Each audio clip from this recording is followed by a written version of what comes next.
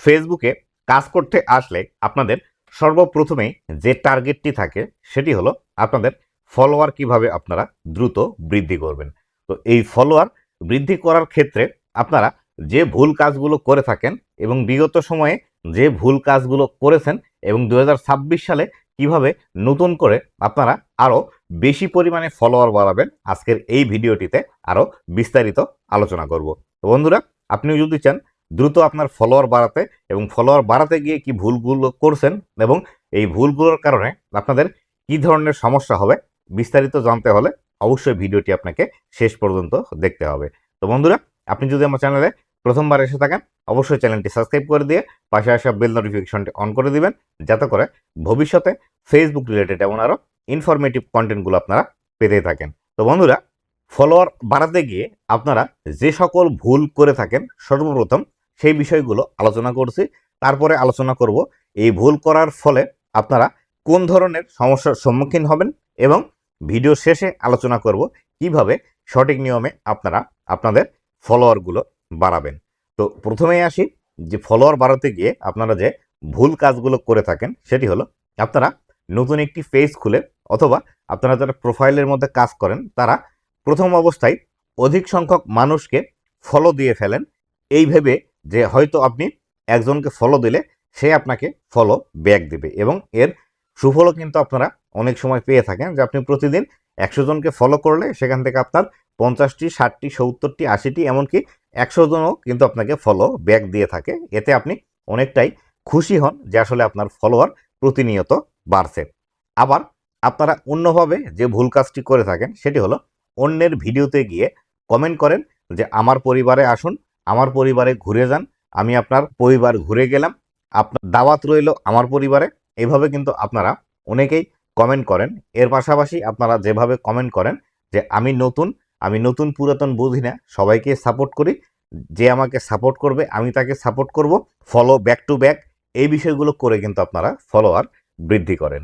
এছাড়াও বর্তমান সময়ে যে বিষয়টি সবথেকে বেশি ট্রেন্ডিংয়ে আছে সেটি হলো স্টার গিফট দিয়ে ফলোয়ার বাড়ানো।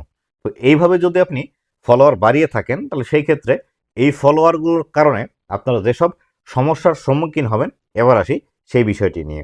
প্রথমত আপনি এই যে এইভাবে ফলোয়ারগুলো বাড়াচ্ছেন, এই ফলোয়ারগুলো সম্পূর্ণই কিন্তু আপনার ফেক ফলোয়ার হবে বা আপনার অকেজো ফলোয়ার হবে বা ইনঅ্যাক্টিভ ফলোয়ার হবে।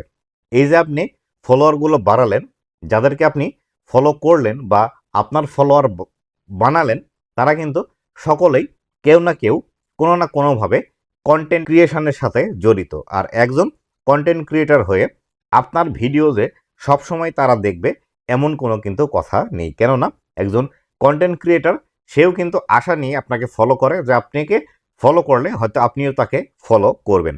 তো এইভাবে ফলোয়ার যখন আপনি বেশি বাড়িয়ে নিচ্ছেন তখন দেখা যাবে আপনার ফলোয়ার আছে 1000 এবং ফলোয়িং আপনি করে রেখেছেন 1500 মানুষকে। এক্ষেত্রে ফেসবুকের কাছে একটি ব্যাড সিগন্যাল যাবে যে আপনি ফেসবুকের মধ্যে প্রফেশনালি কাজ করছেন না, আপনার ফলোয়ারের চেয়ে ফলোয়িং আপনি বেশি করে রেখেছেন। এছাড়াও অন্য যেভাবে আপনার ক্ষতি হবে সেটি হলো আপনার পেজের মধ্যে এই যে ফলোয়ারগুলো আছে, যখন আপনি ভিডিও আপলোড করবেন তখন কিন্তু তারা সকলেই আপনার এই ভিডিওটি দেখবে না, যার ফলশ্রুতিতে আপনার এই ভিডিওটির রিচ কিন্তু ফেসবুক ডাউন করে দিবে।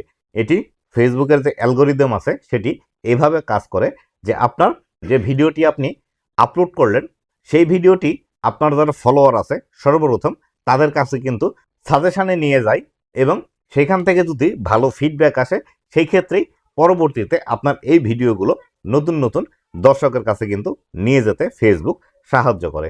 কিন্তু আপনি ভিডিও আপলোড করলেন, আপনার যারা দর্শক আছে বা আপনার যারা ফলোয়ার আছে তারাই যদি আপনার ভিডিও না দেখে তাহলে সেই ক্ষেত্রে এই ভিডিওগুলো আর অধিক সংখ্যক মানুষের কাছে কিন্তু পাঠাবে না। তাই অবশ্যই আপনারা এইভাবে সেইভাবে কমেন্ট করে ফলো ব্যাক করে দাওয়াত দিয়ে ফলোয়ার কখনো বাড়াবেন না বা অন্যকে ফলো করে নিজের পেজের ফলোয়ার বাড়াবেন না। তো এবার আসি কিভাবে সঠিক নিয়মে আপনারা ফলোয়ারগুলো বাড়াবেন। তো আমি সচরাচর যে বিষয়গুলো আমার প্রত্যেকটি ভিডিওতে বলে থাকি, আপনি যদি ফলোয়ার বাড়াতে চান, ভিউজ বাড়াতে চান, রিচ বাড়াতে চান এবং এঙ্গেজমেন্ট বাড়াতে চান তাহলে সর্বপ্রথম আপনাকে জোর দিতে হবে আপনার ভিডিওর কোয়ালিটির উপর, বা আপনি যে ভিডিওটি তৈরি করছেন সেই ভিডিওটির দ্বারা দর্শকদের আসলে কি উপকারটা হচ্ছে।